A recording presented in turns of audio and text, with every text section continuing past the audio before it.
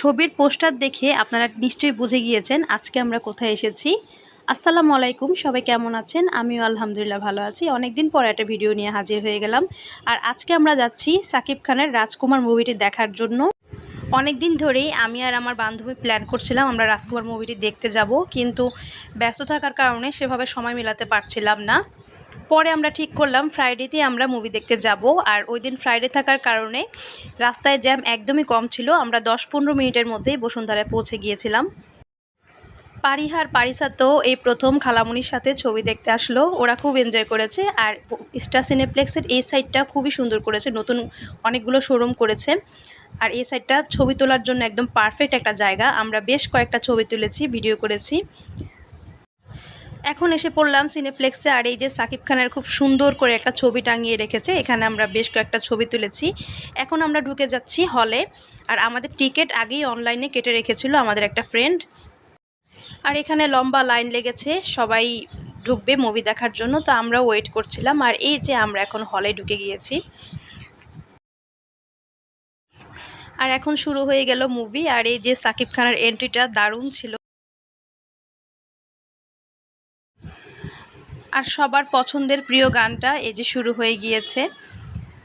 আর হলে বসে গানটা শুনতে আরও বেশি ভালো লাগছিল। আর আমার তো পার্সোনালি এই গানটা খুবই প্রিয়।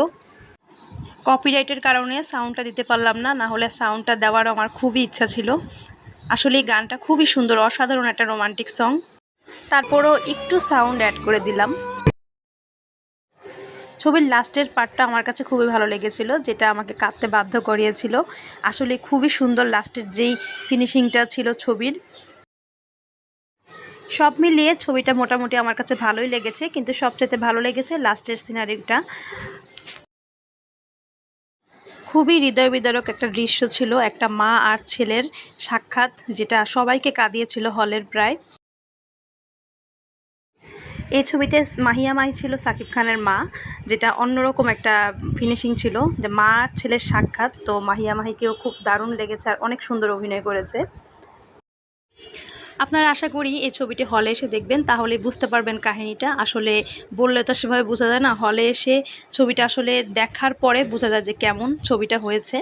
তবে প্রিয়তমা আর রাজকুমারের মধ্যে যদি আমাকে ভোট দিতে বলে, আমি অবভিয়াসলি প্রিয়তমাকেই দিব, কারণ প্রিয়তমা ছবিটা ছিল একদম অন্য ধাঁচের একটা ছবি। তো যাই হোক, আমাদের এই যে মুভি দেখা শেষ, এখন আমরা বের হয়ে যাব। আমাদের ছবি দেখা শেষ, এখন আমরা বের হয়ে যাচ্ছি। আর এখন চলে যাব বাসায়। আমাদের শো ছিল 3টা থেকে 6:30 পর্যন্ত।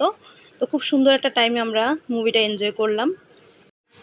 আর পারিহা পারিসার সাথে তো দারুণ একটা সময় কেটেছে। মাশাল্লাহ মাশাল্লাহ, দুইটা বেবি এতটা কিউট আর এত শান্ত, তেমন বেশি বিরক্ত করেনি।